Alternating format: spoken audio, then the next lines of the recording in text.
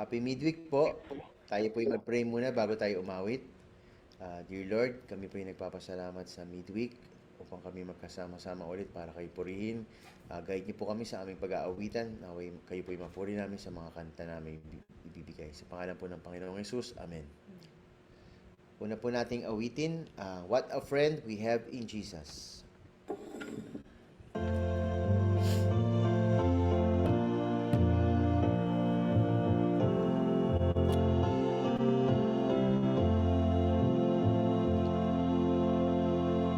What a friend we have in Jesus, all our sins and griefs to bear.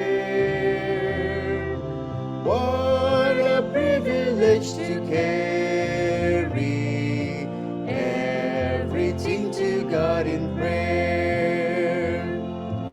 Oh, what peace we often forfeit. Oh, what needless pain we bear. All because we do not carry everything to God in prayer. Have we trials and temptations? Is there trouble anywhere? We should never be discouraged. Take it to the Lord in prayer. Can we find a friend so faithful who will all our sorrows share? Jesus knows our every weakness. Take it to the Lord in prayer. Are we weak and heavy laden, cumbered with a load of care? Precious Savior, still our refuge. Take it to the Lord in prayer. Do your friends despise, forsake thee? Take it to the Lord in prayer. In his arms he'll take and shield thee. Thou wilt find a solace there. For our opening song, let's sing "'Tis the Blessed Hour of Prayer."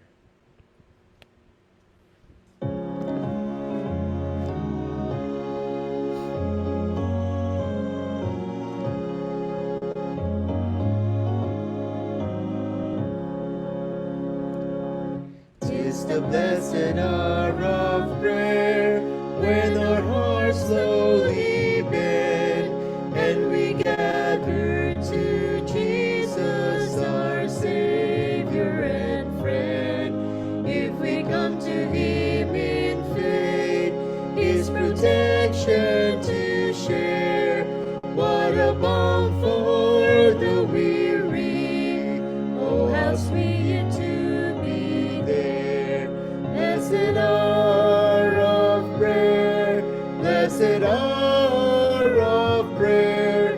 What a balm for the weary. Oh, how sweet to be there. 'Tis the blessed hour of prayer, when the Savior draws near, with a tender compassion His children to hear. When He tells us we may cast at His feet every care, what a balm for the weary. Oh, how sweet to be there. Blessed hour of prayer, blessed hour of prayer, what a balm for the weary. Oh, how sweet to be there. 'Tis the blessed hour of prayer, when the tempted and tried, to the Savior who loves them their sorrows confide. With a sympathizing heart, He removes every care. What a balm for the weary. Oh, how sweet to be there. Blessed hour of prayer, blessed hour of prayer. What a balm for the weary. Oh, how sweet to be there. At the blessed hour of prayer, trusting Him we believe, that the blessings we're needing we'll surely receive. In the fullness of this trust, we shall lose every care. What a balm for the weary. Oh, how sweet to be there. Blessed hour of prayer, blessed hour of prayer. What a balm for the weary. Oh, how sweet to be there.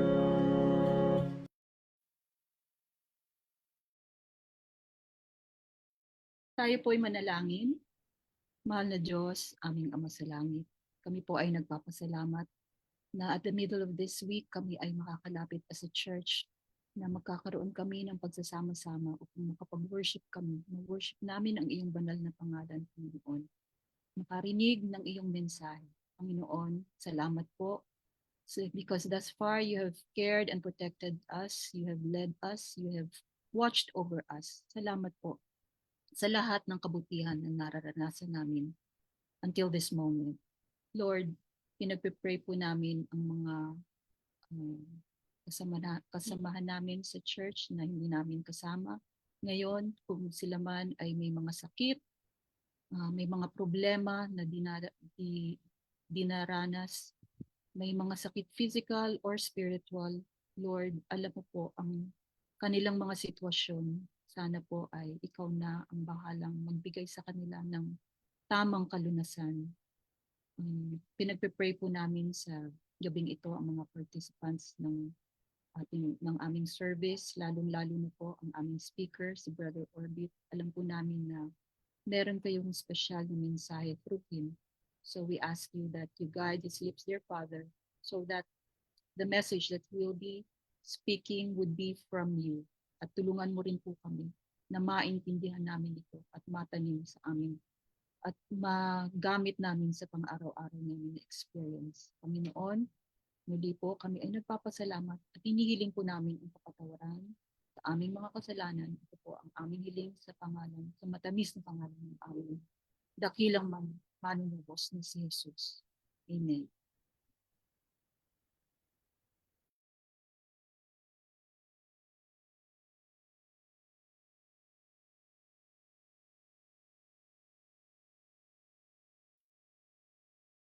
Good evening po sa ating lahat mga kapatid.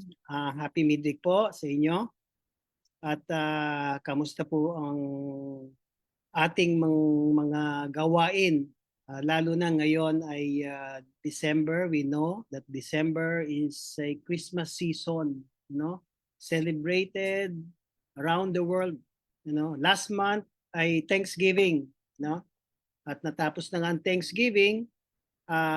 Ngayon ay season of giving, kumbaga tinatawag natin, no? Ramdam na po ba natin ang ang ang ang Christmas, Parang medyo hindi pa nararamdaman masyado, Kasi parang unlike before, ang dami nating naririnig ng mga nagkakaroling. Ngayon ang mga bata parang natatakot o siguro nahihiya na lumapit sa mga bahay. Kayo ba ay marami ng mga nag-caroling sa inyo? Dito, wala pa, no? But anyway, I would like to welcome everyone tonight, especially sa mga naririto ngayong gabi who are watching via Zoom. And for those who will be tuning in to our Facebook Live, welcome po ngayong gabi. Ang ating pong program ngayong gabi ay hosted by the Diamond Care Group, And we would like to thank our participants for tonight. The song service was led by the Umbao family.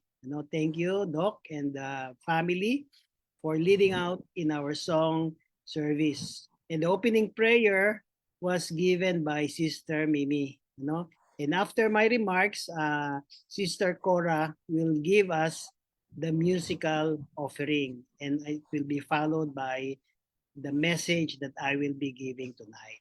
So sana po ang lahat tayo ay ma-blessed ngayong gabi, and we pray that you will always, we will all tune sa ating mga Sabbath services, this Prosper ay we are going to have another chapter sa ating prize object lesson.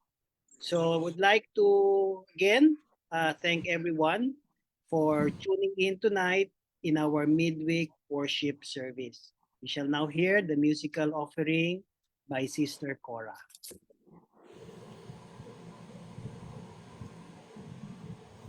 Hello. Hi.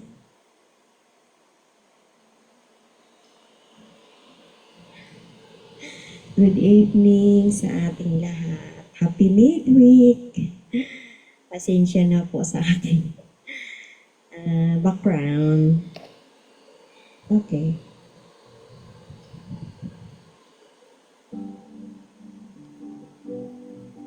Mahina.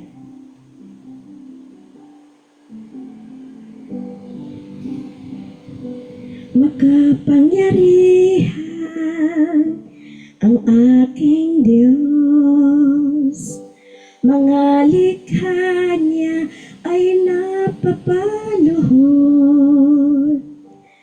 Ang karunungan sa Kanya nagmula. Siya ang wakas at pasimula. Mga bansa at mga hari sa paghuhukom maghari, mangha sa kagandahan mo, wala nang makahigit sa iyo. Si Jesus nagpapako sa cross, nabuhay siya, itinapel ng iba, wari rosas na inaapak-apakan.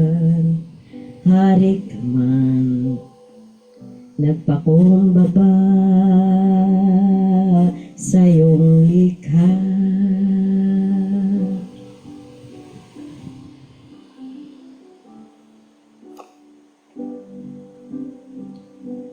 Makapangyarihan ang aking Diyos, mga likha niya ay napapaluhod.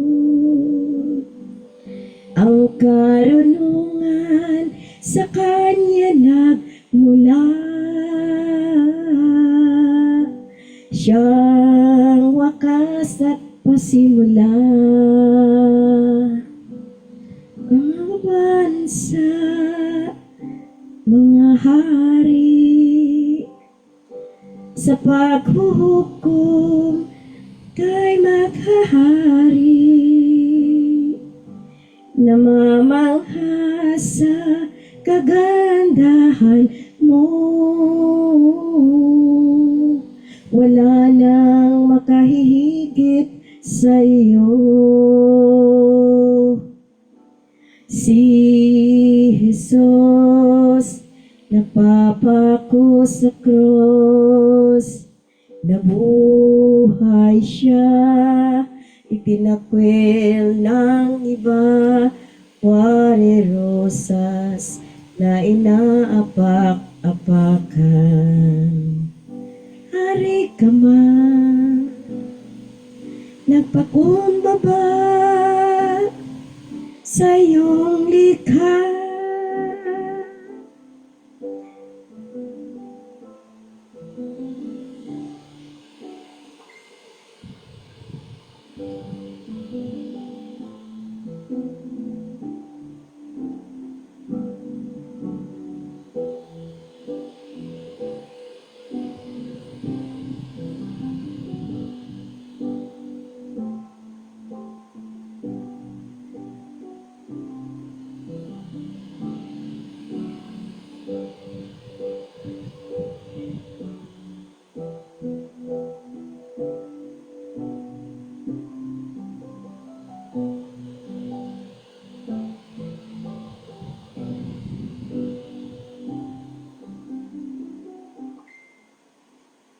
Then, okay.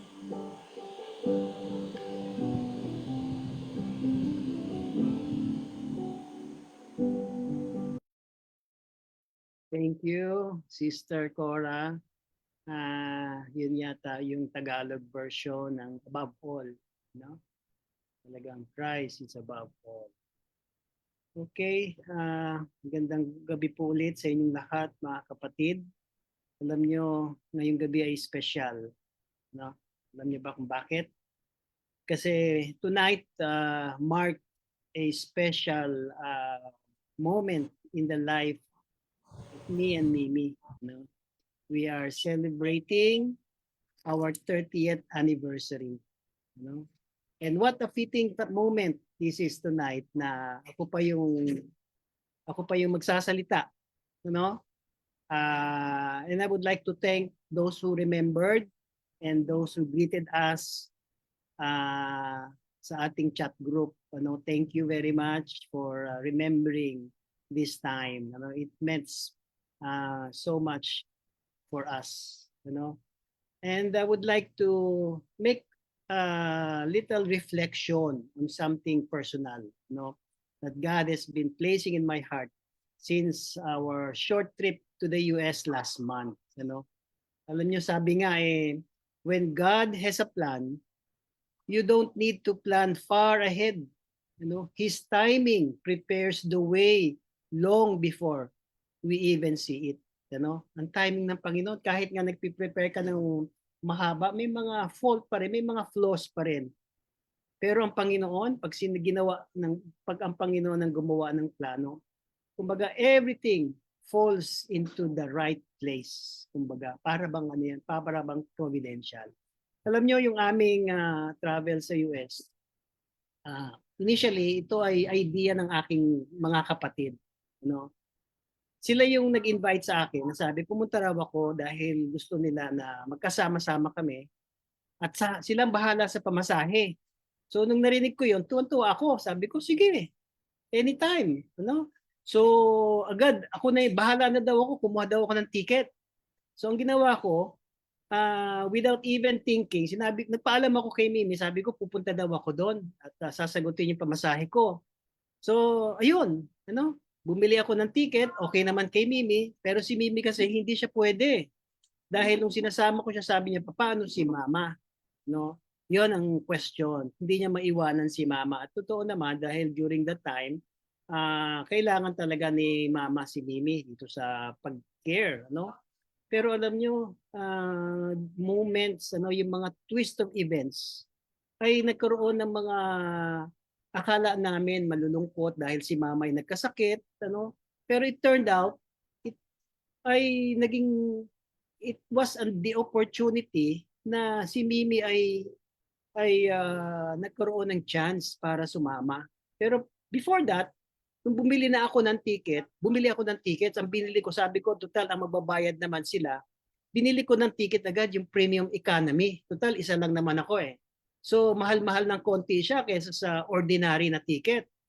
Pero sabi ko, hindi naman ako magbabayad eh. Sinabi naman nila, nag-promise sila na bahala ako kumuha ng ticket. So, nung kumuha na ako ng ticket, mahal yun bili ko dahil sa ANA Airline, hindi naman Philippine Airline. Sabi ko, medyo senior na ako, mas maganda naman yung mag-travel ka na comfortable ka. Total, nag-iisa ako. So, meron na akong ticket, pero nung time na nagkaroon na ng chance na si Mimi ay sumama, ay kailangan kumuha ulit ako ng isang ticket pa. At wala akong choice kung hindi ibili rin siya ng same ticket. Pero nahihiya na ako na kumuha ng isa pang ganong klaseng ticket dahil alam ko na may hirapan na sila pag dalawang ticket na premium. Kaya kinuha ko na lang siya ng economy. Pero lo and behold, nagkaroon ng chance na kaming dalawa ay magkasama. And this was a parang celebration na namin, advanced celebration namin sa aming wedding anniversary. Na kami ay makatravel kahit sandali lang, pero magkasama kami. And we were excited nung kami ay umalis. Talagang masaya kami knowing that Mama is being taken care of nung kanyang eldest, si Gigi, at yung family. And we felt na stable naman siya nung kami ay umalis. So it was Mimi and I who traveled.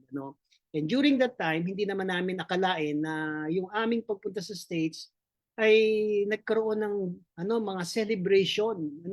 Si Christy, yung sawa ni Hill, ay nagkataon magse-celebrate din ng birthday on the day na o the next day nung pagdating namin, kasi 12 kami dumating, 13 yung kanyang birthday. So talagang nag-prepare sila na multiple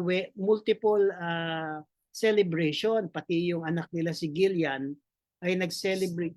Si Cristel, not Gillian, nag-celebrate nung Saturday. Kaya yung bahay nila Hill ay puno ng mga friends, ng mga relatives, at nag-celebrate. And another celebration nung nandun kami was Thanksgiving. So talagang ang ganda ng aming timing. Tinanong ko nga yung aking pamangkin how they celebrate Thanksgiving. Sabi niya sa akin, kumakain lang sila, pero ang ginawa ko, sabi ko, sige, magkaroon tayo ng program tonight before we have the Thanksgiving dinner. So nagsalita ako, nagbigay ako ng konting homily, and then yung part na nagkaroon kami ng testimony, since it was Thanksgiving, nagsalita ang bawat isa ng kanilang mga individual journey sa kanilang pagpunta sa Amerika. How yung mga, kasi alam naman natin ang mga experiences ng mga tao, lalo na mga immigrants, minsan mga undocumented, how they were able to go through the process, yung challenges nila hanggang sa maging US citizen sila. Talagang nakita namin na yung kanilang mga sinabi, mga testimony nila, how they were so thankful to God. Talagang naiiyak pa sila. And it was a very touching evening. Kaya nga yung after na nung natapos na kami doon sa aming ginawang mga testimony, talagang late at night na. Kaya yung mga pagkain na nag-aantay sa table, it has to be reheated dahil lumamig na. But anyway, it was really an experience, an unforgettable experience for every one of us. And it happened na kami ay nandoon pa, nakasama nila. And we were all thankful, that God led us all the way. So tonight, just a little reflection, on what happened, Alam nyo yung aming siguro isang wish namin sana ng aming pagpunta ron, sana kasama rin namin yung mga anak namin. Also si Mama, sana kasama rin namin lahat, wala kaming naiwan dito para I'm sure na mas masaya. Pero I'm sure God has other plans, maybe in the future. Pero being reunited, with my siblings, and also Mimi's brother, talagang ito yung mga highlights ng aming pagpunta doon. Imagine, talagang napakasaya. Si Mimi, the last time she saw her brother, was I think 7 years ago. Kaya you could imagine, na magkita sila, ay talagang there were tears of joy, of moments na talagang nagyakapan sila na masaya. And it was also with us, pagka nagkakaroon tayo ng mga reunions, di ba? Yun yung mga highlights ng ating mga get together na malalakas pa yung ating mga kapatid, nakikita natin, masaya tayo, lalo na pagka nakaupo na, kumakain, nagkukwentuhan, minsan kahit nagtitingin na lang, magkasama lang doon, there is that feeling na God is whispering in our ears, At parang sinasabi ng Panginoon, remember how I led you all the way. And this comes to the text na mababasa natin. Ito actually yung ating lesson din, for the past few Sabbats. Yung mababasa natin si Deuteronomy chapter 8 verse 2. Sabi dito, remember how the Lord your God led you all the way in the desert these 40 years to humble you and to test you in order to know what was in your heart, whether or not you would keep His command. Parang sinasabi ng Panginoon sa Israel, na, teka, maghinay-hinay ka muna and remember, God was also asking us, parang kami rin, ni Mimi, tinatanong din ng Panginoon, if we were to look back, and remember, how God has been faithful in our lives. He has led us for the past 30 years. Imagine, 30 years is just napakabilis lang, napakabilis. And I'm sure that many of you have reached beyond that years, mas matagal na kayo nagsasama, and I'm sure that God led you also, So this story of Israel, before they enter the promised land, God said to them, na remember, huwag ninyong kalimutan na sino ba yung nag-alaga sa kanila? Walang iba kundi ang Panginoon, di ba? He led them through the wilderness. And what was in the wilderness? Di ba? Maraming mga trials, maraming mga danger, pero God was with them. He was protecting the Israelites, from danger. Not only protecting them, but it was God who provided, provisions, yung manna, and yung kanilang iniinom, God, hindi siya nagpabaya, hindi siya nagkulang, He was always there. He strengthened them para sila ay to keep them going, And it was God who guided them, from many generations, from one season to another. Kaya ngayon, as I reflect, on our marriage, kami ni Mimi, this is also what I see. I see the same God working in our journey. Panginoon din yun yung Panginoon ng Israelites, it's the same God who is leading us in our journey. Kaya like Israel, God led us through different seasons. May mga joys sa aming mga buhay. Maraming joys. We cannot count how many times. And there are also trials. May mga wilderness journey rin kami. Na wala siguro sa ating exempted sa mga wilderness journeys. Yung mga trials natin na pinagdadaanan, whenever our health is failing us, ito yung mga test sa atin. But God is always a plan. He's always there. Whenever we say a prayer, God always listens. There may be mountains, there may be valleys in our lives, but whenever we come to God, we can be assured that He listens to our prayer. And many times, minsan hindi natin alam what will be our next step or what we are going to do. Pero we can be assured that God will always prepare the way for us if we trust Him. So like Israel, God provided faithfully for us. For 30 years, God provided for our home. He has blessed us with our children and strengthened our relationship. He has guided our decisions, protected us through every chapter, including our US trip. God carried us even when we were tired, and God gave grace even when we fell short. So, naalala ko nga one of the highlights of our trip was the celebration of my uncle.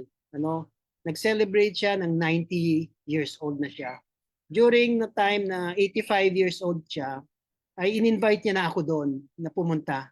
Pero tutulungan pati ako, sabi niya, sa pamasahe. Pagpunta doon, pumunta daw ako doon para mag-celebrate ng kanyang 85th. Kasi we were close ako sa uncle ko na yon, si Uncle Bert. At talagang lagi kami nagko-communicate from time to time. Pero during that time, ay hindi ako tumuloy kasi nahiya naman ako doon sa brother ko. Dahil si Cristel, during that year, nag-celebrate ng kanilang wedding. Hindi ako nakapunta. Nahiya naman ako na umattend ako doon sa aking uncle ng birthday, pero sa wedding ng pamangkin ko ay hindi ako naka-attend. And this was before my uncle's 85th birthday. Kaya sabi ko, so susunod, alam ko, marami pa namang birthday si uncle, So now, 90 na siya. So I made sure that I will be there.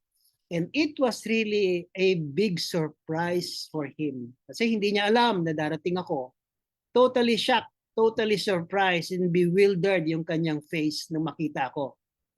Dahil they were having a celebration and so many people, maraming mga church family na nandoon sa kanilang venue. And when he saw me, talagang para bang stunned dahil he didn't expect to see me. Of all people, hindi niya in-expect. Dahil sinabi ko rin, hindi ako makakadating. And so it was a welcome surprise. And I could see the joy in his face na magkasama kami. Alam niyo, yung mga reunions na ganyan, it should be done more frequent. Now we are having, we experience reunions here. Pero I know that there will be a more grander reunion when we all see each other. Not just with our family, with our relatives, with our siblings, a reunion with God, with our Father.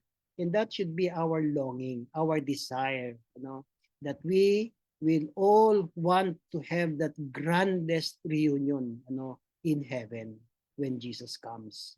And so tonight, I would like to, first of all, seeing my siblings and their families reminded me of this wonderful truth, that God's goodness is generational. Hindi lang ito sa panahon ng Old Testament, sa panahon ng New Testament, His goodness, far exceeds time, and He never changes. It is the same God who guided us in our early years of marriage, the same God who helped us raised our children, and we are so thankful for our children. They are all blessed, you know. The time when we were about to leave for the US, it was the moment that Caitlin gave us the most wonderful gift, when she passed the board exam. And it happened on the night of Mimi's birthday. What a fitting gift, na marinig mo o malaman mo na yung iyong daughter ay nakapasa. And so we were elated.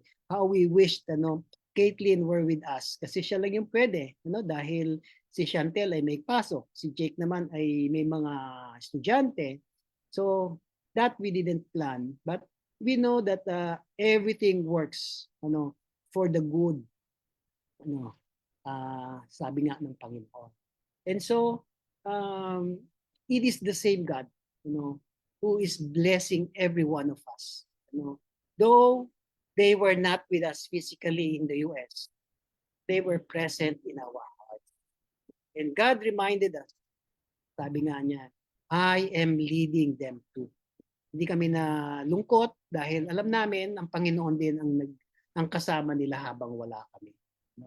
And now, ngayon we stand 30 years later, and this is one message na gusto kong sanang sabihin din, the Lord has truly led us all the way, And ngayong gabi, dahil ito ay 30th wedding, I would like to tell my wife Mimi, who is behind me, sa kanya na maraming salamat sa 30 years na aming pagmamahalan, sa pag-unawa sa akin, sa pagtitiis, minsan sa katigasan ng aking ulo, sa mga sakripisyo niya, and most of all, for her faithfulness. Thank you, Mimi, for being my partner through the wilderness seasons of our lives. The blessings that we always receive, the victories that we fought together, and everything in between. I am truly blessed because God gave you to me.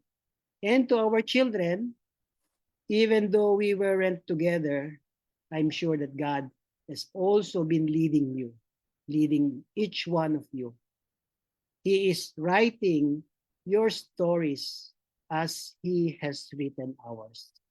And I thank God for guiding our marriage. Thank God for our family.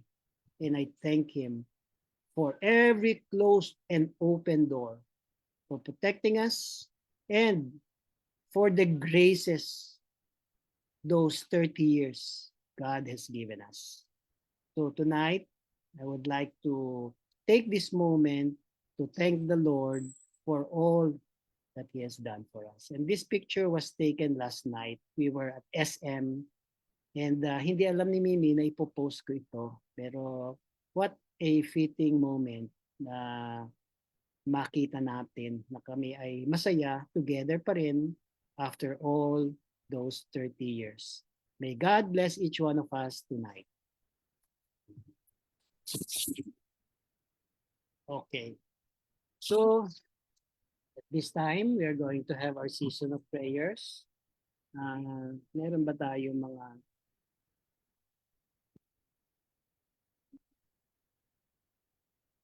request for prayer? Meron ba kayong mga, let us continue to pray for the family of Lasco. Kamusta na ba si Kuya June? Hoping that he is doing better. And we are going to continue to pray for our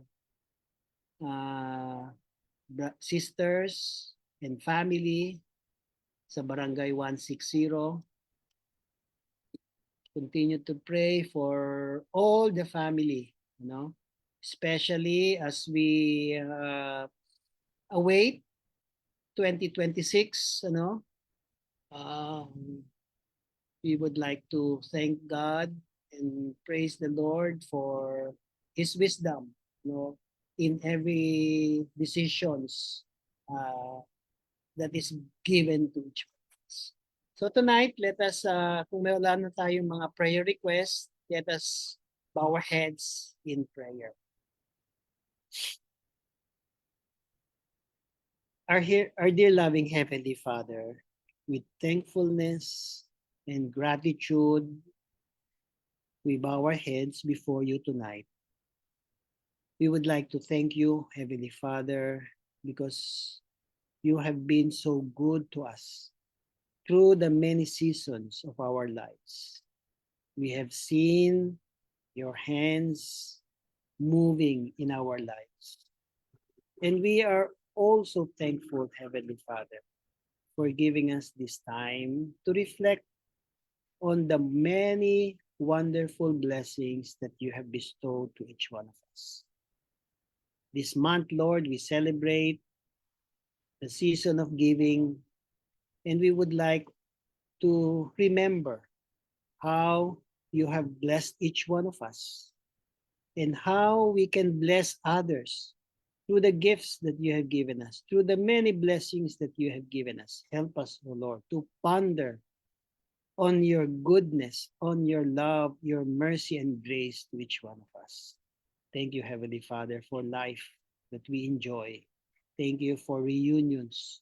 Thank you for celebrations, anniversaries that we are having, milestone in our lives. Thank you, Heavenly Father, for giving us wonderful memories, not only on this earth, but we look forward for that day when you shall come. And when you are going to take us home into heaven, where we can all have that grandest reunion of all that we are all waiting for. Heavenly Father, tonight, we pray that you will continue to give us the Holy Spirit, that it may speak to our hearts, that our minds, our actions, our motives may only be tuned into you, that our spirit will be led to draw more people, make disciples that will help us and equip us that we may continue in doing mission for your glory. Father, we remember our brethren, especially those who are having difficulty with their health. We pray for the family of June Lasco. Lord, we especially pray for him that you please give him the strength and give him, Lord, healing, because we know that only to the power, your power, Heavenly Father, that he will gain his strength back. Lord, we also pray for whatever problems that we are facing right now, though it be spiritual, physical problems, oh Lord, that each one of us might be experiencing. We need the power that comes to you, the power that only you can empower us to be strong, to overcome whatever obstacle, whatever challenges that we face in life. Though these are tests of our faith, Heavenly Father, we pray for thy Holy Spirit to lead us, to give us the courage to overcome whatever problems that we have.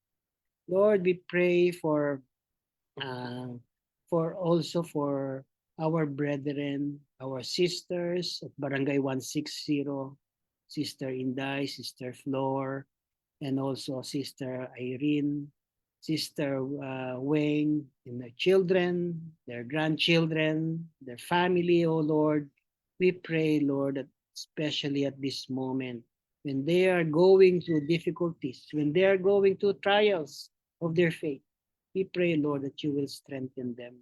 Make them overcomers, Heavenly Father, and help them, O Lord, to see the light ahead, that it is only through thy power that they will be able to become overcomers.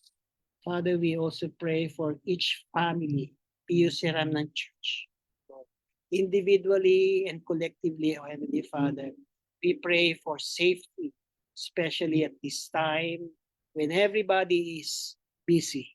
Everybody is minding their own businesses, their own family. Father, we pray that we will continue to have time. Pause for a moment and reflect on your goodness, that you will always be in the center of our home. in the center of our plans, in the center of our activities. Bless each one of them, Heavenly Father, and we also pray that you will continue to give us that hope that when that day that you will come, we will all be together to meet you in the clouds of heaven that you are preparing for each one of us. And may this season of giving, O Lord, give us that hope that someday, O Lord, we will be able to see our Lord and Savior and manifest His love that is being seen in our lives. Thank you, Heavenly Father, for hearing and answering your prayer. In Jesus' name we pray. Amen. To close our program, let's sing Jesus, Lover of My Soul.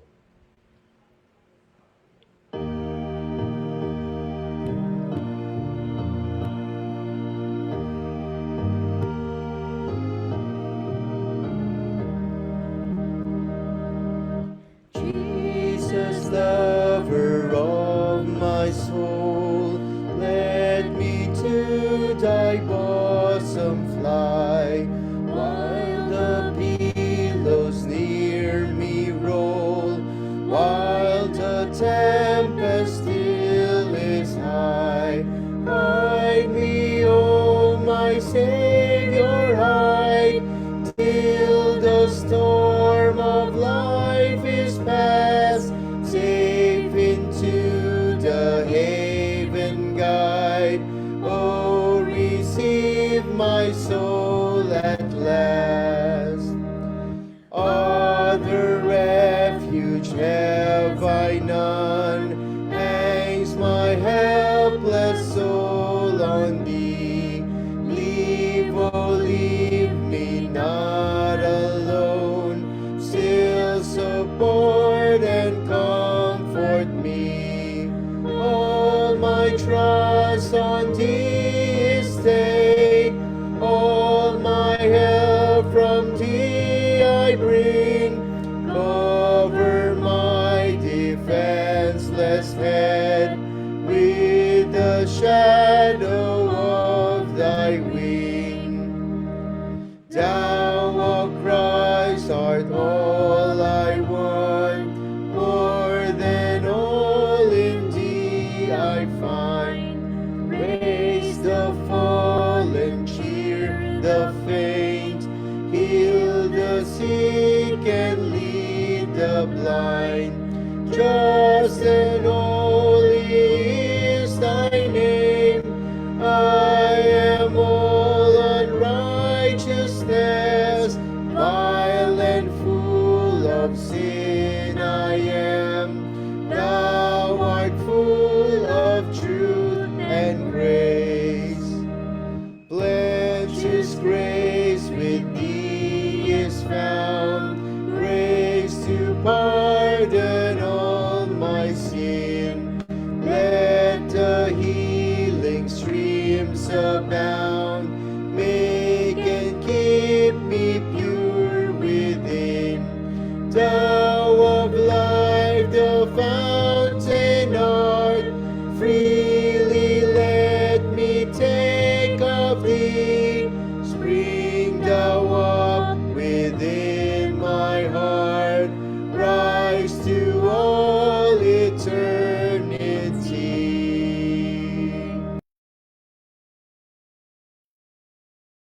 And now, Heavenly Father, may we all remain true to you, faithful to you, till you come. All this we ask in the name of Jesus, the lover of our soul. Amen. Happy midweek. Happy Thank you midweek po, po. Tito Orbit, sa Thank you po message. sa message. Happy anniversary.